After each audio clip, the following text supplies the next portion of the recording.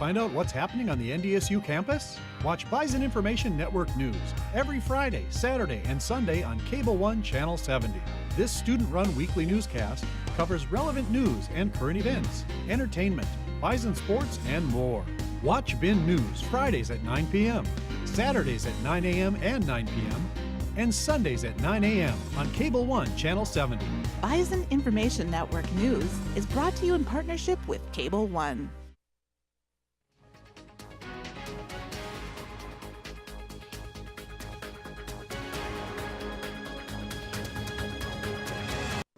Welcome to our Halloween edition of Bison Information Network News. I'm Joe Thompson. And I'm Heather Vikre. Let's get this bread.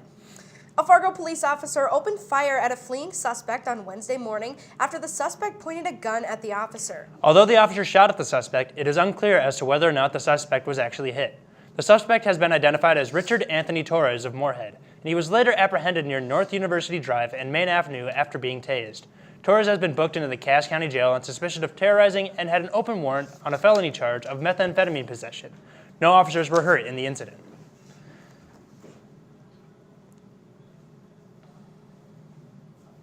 A series of pipe bombs targeting top Democrats have sent shockwaves through political circles nationwide. The Time Warner Center in New York was evacuated for almost 6 hours after a bomb was discovered in the CNN mailroom on Wednesday. Natasha Chen is in New York with the latest on the investigation and the response from the White House. Authorities say a suspicious package intended for former Vice President Joe Biden has been intercepted at a post office in Delaware. It is the 9th of such packages found this week. Clearly, there's a pattern. It does appear to be very consistent. Each of these packages coming from the exact same person or people, the exact same style, the exact same materials. We have every reason to believe there might be some more. Earlier Thursday, police said they were called about one addressed to actor Robert De Niro. The package was found at De Niro's production office in Lower Manhattan. Sources say it's similar to the ones sent to prominent Democrats. On Monday, a package targeting billionaire investor George Soros was found in a mailbox. Then Tuesday, one intended for Hillary Clinton was discovered. And by Wednesday, more devices were intercepted. Luckily, none of the packages detonated. We are fine, thanks to the men and women of the Secret Service who intercepted the package addressed to us. A source familiar with the investigation says the packages were sent by first-class mail with the return address of Debbie Wasserman Schultz's office in Sunrise, Florida. President Donald Trump has condemned the attacks, calling for unity and civil discourse. We want all sides to come together in peace and harmony. We can do it. We can do it. We can do it. It'll happen. With winter storm season approaching, the Division of Finance and Administration announced the storm procedures and protocol being used to determine impacts to NDSU campus operations. Decisions made by the administration will be announced through a mass notification procedure known as Campus Emergency Notification Systems, or CENS. All students are required to participate in CENS, but this isn't the only way to get information. Other information update systems, such as the NDSU website and the NDSU Information Update Line, will continue to provide updates on the status of university classes and office operations during a storm. The University Police phone line should not be used to check on updates during the storm in order to leave the line available for emergency calls. Once the storm passes, CENS will notify its users with an all clear message, and local media outlets will have information updates throughout the storm. And now we'll take a look at our 7-day weather forecast. Scattered showers blanketed the Fargo-Moorhead area today with light rain coming off and on, presenting damp conditions for students walking to classes on campus. However, the next 7 days will be jam-packed with partly cloudy days, with both Saturday and Sunday projected to have highs of 49 degrees. Temperatures in the high 40s to low 50s will be typical for the rest of the week as well, with temperatures reaching back up into the 50s on Monday and Tuesday. But rain will be back by the end of the week, with next Thursday currently projected to have a 40% chance of precipitation.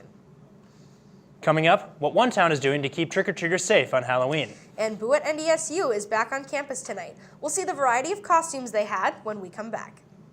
Conveniently located across the street from NDSU's campus, Herd and Horns is the place to go, whether you're looking for a fantastic meal or just a quick bite to eat. Hi, welcome to Herd and Horns. Are you from the drink right away? With friendly staff and excellent service, it's a restaurant for all ages.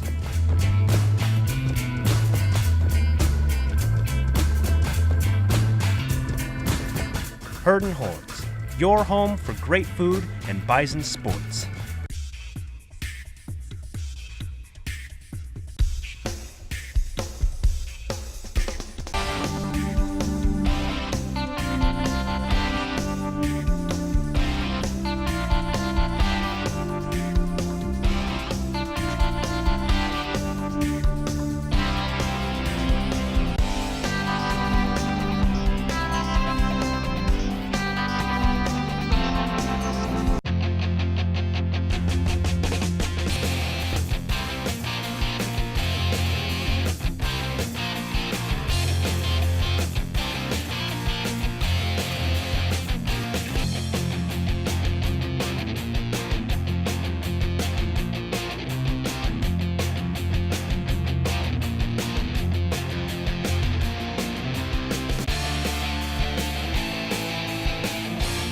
Welcome to Bison Block.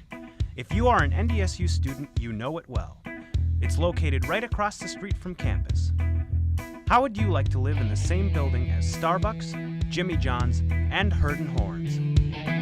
Bison Block offers high-quality apartments at a very affordable price.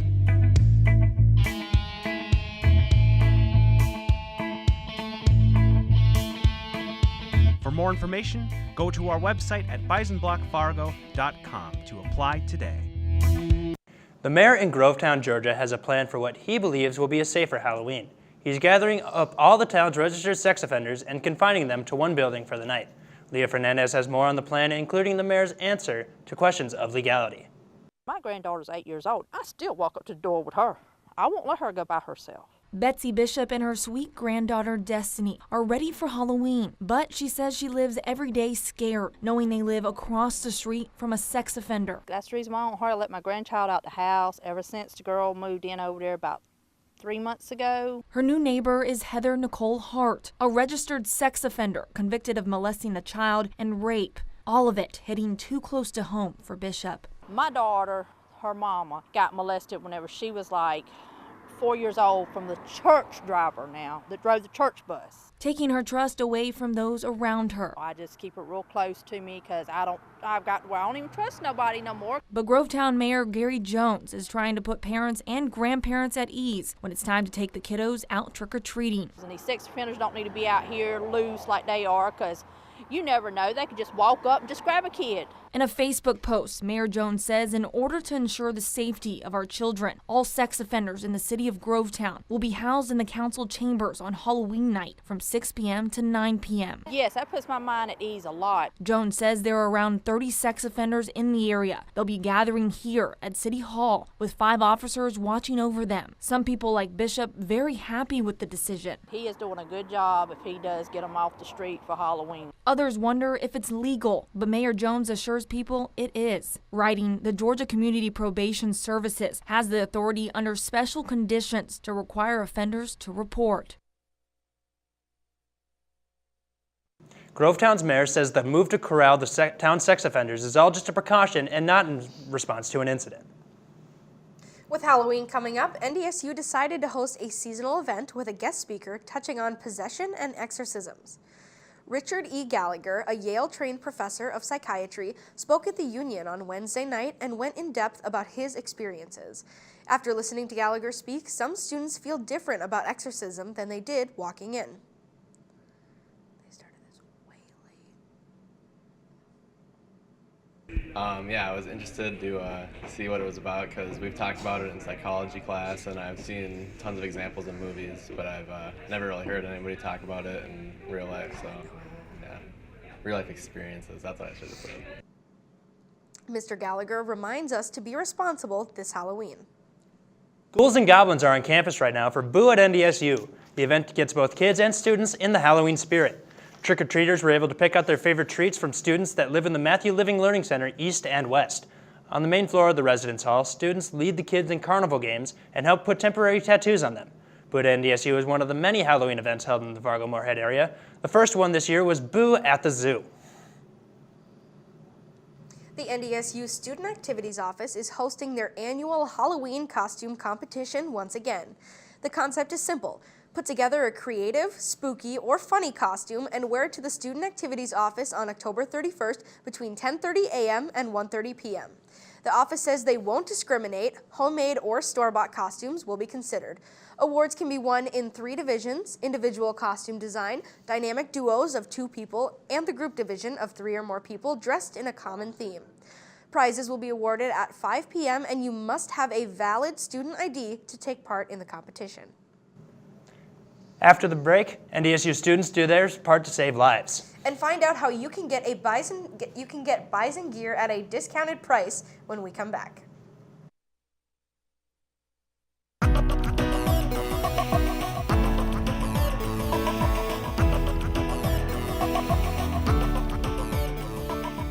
The TLMC offers a variety of services for NDSU students and instructors.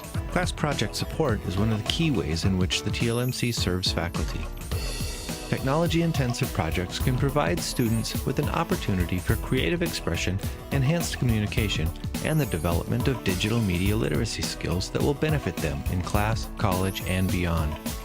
We realize that there are obstacles and challenges to assigning technology-rich projects, and the TLMC is here to help by serving as a bridge between instructors, students, and the technology. We can help with project planning, identifying student learning and support needs, and developing, coordinating, and delivering project-specific support. Our services include hands-on workshops for your students, scheduled during or outside of class time. Individual and group assistance is always available for students on a walk-in basis at the TLMC lab.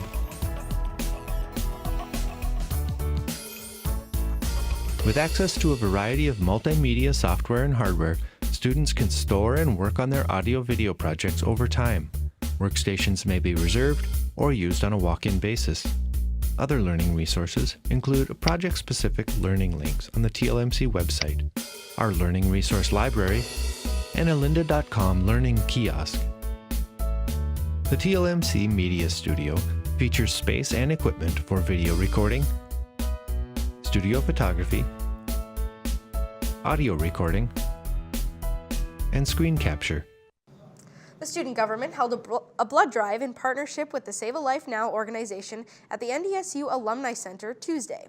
The blood drive was open to students and staff through walk-ins or by appointment. While there are many blood drives held on campus, the student government hopes to provide this opportunity to give back to the community every year.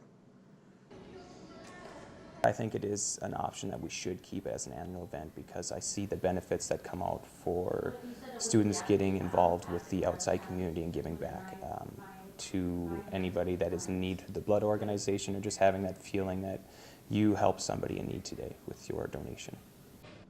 For further opportunities to donate blood, watch for campus events and listserv emails. The NDSU bookstore offers students and fans a reason to show their Bison pride on Fridays. The bookstore calls the promotion Fan Friday, and it's easy for anyone to participate. Any clothing or gift items are on sale the day before any Bison home football game, typically between 25% and 35% off. More recently, fans have been encouraged to perform tasks like playing an iPad game or beanbag toss to receive the discount. The next Fan Friday will be on November 2nd. The NDSU Parking and Transportation Department is urging students to remove their bicycles from the bike racks on campus as they prepare for winter. If bicycles are not removed by 8 a.m. on Monday, October 29th, they will be tagged and impounded on Thursday, November 1st. The seasonal bike racks to be removed are located in the C Lot entrance, A Glen Hill Center, Gate City Bank Auditorium, as well as a few other campus lots. Bikes impounded by campus police will be placed in a secure storage, and if they remain unclaimed after 30 days, they will be auctioned off. If you have any questions, you can contact Facilities Management at 701-231-7911. On October 27th, the Moorhead Police Department will be holding an event to collect unwanted or expired prescription medications as part of National Prescription Drug Take-Back Day. Unwanted prescription medications can be disposed of at the downtown Moorhead Hornbachers or at the Hornbachers on 40th Avenue South in Moorhead. The event is taking place as a reminder that disposing of medications by throwing them in the trash or flushing them down the toilet can be hazardous to public health and safety. After the break, Eric will have our sports update. What do you have for us, Eric? Well, today we're going to be looking at the World Series, that big NDSU-Illinois State game from this past weekend. That and more when we come back. Across the street from NDSU's campus, Herd & Horns is the place to go, whether you're looking for a fantastic meal or just a quick bite to eat. Hi, welcome to Herd & Horns. Are you from the drink right away? With friendly staff and excellent service, it's a restaurant for all ages.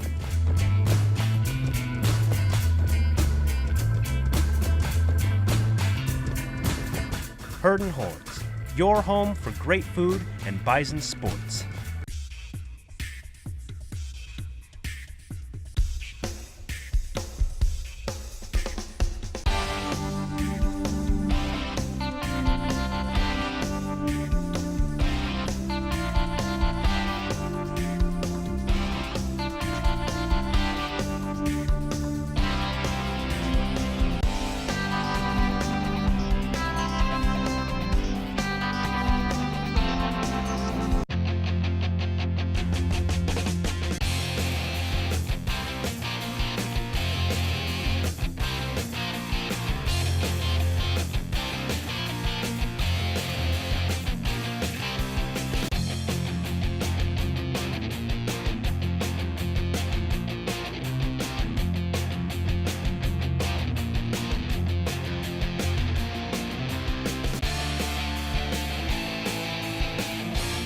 Welcome to Bison Block.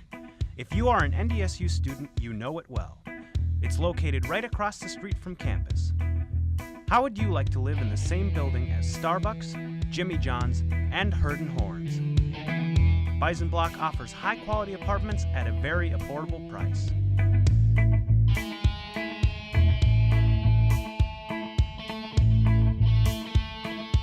For more information, go to our website at bisonblockfargo.com to apply. Slow starts have been something that North Dakota State wanted to fix as they return home after playing 2 straight games on the road. They would have to turn it around against the 8th-ranked Redbirds of Illinois State. As I said, that Bison returning home for the first time in nearly 3 weeks after playing 2 straight games on the road. Lance Dunn powers his way in from 4 yards out early on in the first quarter. The Bison take the 7-0 lead early on. Later on in the first quarter, Easton Stick fakes the handoff to Lance Dunn. He drops back. He hits Darius Shepard, who was streaking across the middle. However, Darius Shepard is pushed out of bounds for a 55-yard catch. Easton would be later intercepted on that drive. Later on the ensuing Illinois State drive, Robbie Grimsley gets the big sack on Brady Davis. The Bison are still up 7-0. On the ensuing Bison drive, Dallas Freeman takes a jet sweep from 9 yards out. His first rushing touchdown of the season as the Bison lead 14-0. Later in the second quarter, Brady Davis drops back the pass, and he's getting chased around by Derek Tusk on the offensive line, comes to block him. But Davis throws an errant throw, and Robbie Grimsley picks him off as the Bison still lead 14-0. And that later on in this drive, Easton Stick runs it from 13 yards out, only to be tackled at about the half-yard line. And then on the very next play, the Bison do what they do best, run smash-mouth football with Lance Dunn right up the middle. His second touchdown of the day at the half. The Bison were up 21-0 with all three touchdowns coming on the ground. You see a whole bunch of fans excited there. Later on in the second half, Lance Dunn takes it for his third touchdown as the Bison go up 28-0. Then later on in the fourth quarter, James Robinson takes it off the left edge. He runs over a bunch of would-be tacklers for an 11-yard touchdown run as the Redbirds trail 28-7 at that point. And then later on in the fourth quarter, Brady Davis drops back to pass, and behind Spencer Schnell, he runs over James Hendricks, as Redbirds would go on to lose this game 28-14. And Coach Ray are doing a good job of getting him in a spot where he can make plays and then shoot when he is covered. I mean, Dallas Freeman, Des Kane, the tight ends. We've got so many weapons, and but 20 special. As I said, Easton Stick, you just saw there, 13-22, 207 yards, no touchdowns through the air. Did have 10 carries for 70 yards. Darius Shepard had a career day, 236 all-purpose yards. Taking a look at the Missouri Valley Football Conference standings, NDSU is at the very top of the conference with a 7-0 record. Following them in second place is Northern Iowa with a 4-3 record, 3-1 overall. Illinois State, South Dakota State, Missouri State, and South Dakota are all tied at 2 with a 2-2 record overall. And now North Dakota, speaking of South Dakota, North Dakota makes its first trip to the state of South Dakota since losing last season to South Dakota State. The Bison were bringing a 13-game winning streak to Vermillion. This is the Bison's third longest winning streak since they moved up to Division I. South Dakota has dropped off compared to last season, and that has to deal with the loss of Chris Strebler. He was the Offensive Player of the Year in the Missouri Valley and topped the FCS in total offense. Coyotes are coming into the game scoring 27 points per game, and they're giving up 29 points per game. Even without Strebler, the Bison know that this team likes to go up tempo. Real mobile guy, throws it well, has a really good command of the offense, spreads it all over the place. They have a number of guys catching footballs. I know the Allen kid's an exceptional player. They have a number of running backs, and it's a different offense to face when they're playing at home at their place. The NDSU volleyball team came in Tuesday night looking to snap a 3-match losing streak and pick up their first win at the Benson Bunker Fieldhouse since September 28th. It was also senior night. It was also breast cancer awareness, not senior night. As the Bison are wearing their pink uniforms, they would drop the first 2 sets and look to fourth. In the third, they look to force a fourth as Kaylee Hagerly and Emily Halverson came up for the double block. Later on in the third set, Inkrit puts it past the Bison defense to force extra serves. And then later on for game point, Mackenzie Burke, the powerful right-handed spike off the feed from Kaylee Hagerly. The Bison would go on to win 29-27 later on in the fourth, trying to force a decisive 5th set. Alexis Bachmeyer has a clutch block and forces a 5th set. She fires up her teammates later on in the 5th set. Match point, Alexis Bachmeyer, powerful right-handed strike off the feed from Hagerly as the Bison would win the match 3-2, and they win the 5th set 15-10. Emily Halverson had 14 kills and 4 digs. Next up, they traveled to South Dakota State on Sunday for a 2 p.m. first serve. It was senior day for the North Dakota State women's soccer team as they honored 5 of their seniors. With a win, they would remain in a tie for first place with Denver and South Dakota State. For the 4th straight game, the Bison played a scoreless first half. The Bison held an 8-4 advantage on shots on goal in the first half. In the 54th minute, the Mavericks were able to break the tie. Bailey Castillo found the back of the net, and that eventually proved to be the game winner. The Bison outshot the Mavericks 12-8 in the second half, but were unable to find the back of the net. They will now travel to South Dakota on Friday for the regular season finale. The Summit League tournament will now begin next Thursday in Brookings, South Dakota. The World Series is well underway with the first 2 games wrapping up on Tuesday and Wednesday. The Boston Red Sox took Game 1, but would they manage to take firm control in Game 2? So you see, those fans are very excited, and you see David Price pitching to Yasiel Puig, and Yasiel Puig hits a single just over Ian Kinzler's head as Manny Machado comes in to score to give the Dodgers a 2-1 lead, and he's pumped up there playing in cold Fenway Park. Later on in the top of the 5th inning, Brian Dozier hits a liner to right field, and Andrew Benintendi makes a nice leaping catch. As you see here again, he looks like he's Superman out there in right field. The Dodgers are still up 2-1. And then go to the bottom of the 5th inning. Ryan Madsen on to pitch for the Dodgers, relieving Hyun-Jun Ryu. And he walks Steve Pearce with the bases loaded as Christian Vasquez comes in to score. Red Sox tie it up at 2. Later on in the 5th inning, 2 outs, 1-0 count to J.D. Martinez. Don't want to leave anything over the plate to him as he singles to right, scoring Mookie Betts and Andrew Benintendi. The Red Sox take the lead 4-2. Fast forward to the top of the 9th. Craig Kimbrell on to save it for the Red Sox and go up 2-0. He gets Matt Kemp to ground out to the shortstop, and the Red Sox take a commanding 2-0 lead. And as I said, David Price gets the win, his 2nd consecutive playoff win.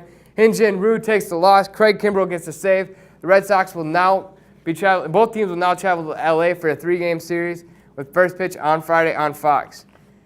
And if you want to catch more of the MLB playoffs, you can tune in our YouTube channel and catch myself and Jalen Ender talking about the MLB World Series and our predictions and who we think the MVP is going to be.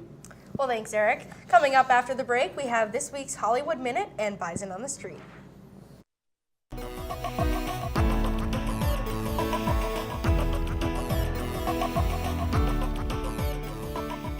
The TLMC offers a variety of services for NDSU students and instructors. Class project support is one of the key ways in which the TLMC serves faculty. Technology-intensive projects can provide students with an opportunity for creative expression, enhanced communication, and the development of digital media literacy skills that will benefit them in class, college, and beyond. We realize that there are obstacles and challenges to assigning technology-rich projects, and the TLMC is here to help by serving as a bridge between instructors, students, and the technology. We can help with project planning, identifying student learning and support needs, and developing, coordinating, and delivering project-specific support. Our services include hands-on workshops for your students, scheduled during or outside of class time. Individual and group assistance is always available for students on a walk-in basis at the TLMC lab.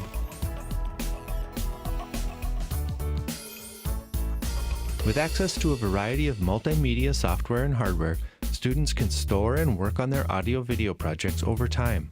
Workstations may be reserved or used on a walk-in basis. Other learning resources include project-specific learning links on the TLMC website, our learning resource library, and a lynda.com learning kiosk. The TLMC Media Studio features space and equipment for video recording, studio photography, audio recording, and screen capture. Students, faculty, and staff can make appointments to use the studio and to get help in producing, editing, and publishing their media works. Additional studio resources are also available at Berry Hall.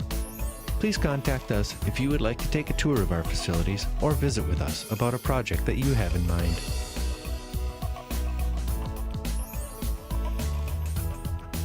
Want to see something really scary? Head to your local theater this week. David Daniels has details in the Hollywood Minute.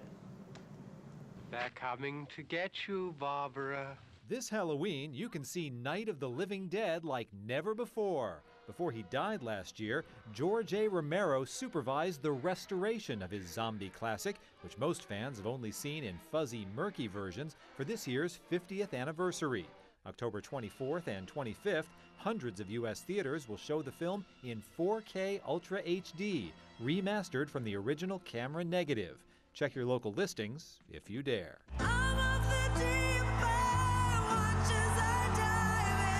A Star is Born is still the star of the Billboard charts. The soundtrack for the hit musical is #1 on the Billboard 200 Albums chart for the second straight week. It's Lady Gaga's second album to repeat at #1 after 2011's Born This Way. This is a new race, a new species, a higher life form. Venom may have lost the top spot at the domestic box office, but it's still going strong. The horror thriller scored a third straight weekend atop the international box office, and global ticket sales are topping $461 million. And that's before the film opens in China and Japan. That's scary good in any language. In Hollywood, I'm David Daniel. With Halloween coming up next Wednesday, it's important to know what costume you're going to be wearing. That's why I went out and asked NDS students what they would be dressing up as in this week's Bison on the Street. I'm going to be a sheriff. My Halloween costume is a costume that I wore when I was in 4th grade, which is a Darth Vader costume. A referee.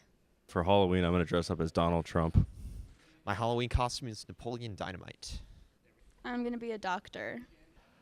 So I'm hoping to be Ryan Seacrest. That would be kind of cool. I'm going to be going as a bishop. My nursing scrubs. I'm going to be a nurse. I might have to go with Black Jesus. Here we go. Let's take one last look at our 7-day weather forecast for next week. Partly sunny days will be in abundance over the next week, with temperatures sitting comfortably in the low 40s to mid 50s. Humidity will be high throughout the week, with percentages sitting at 60% or higher every day. But rain is expected a week from today, so make sure to bring along a jacket or an umbrella.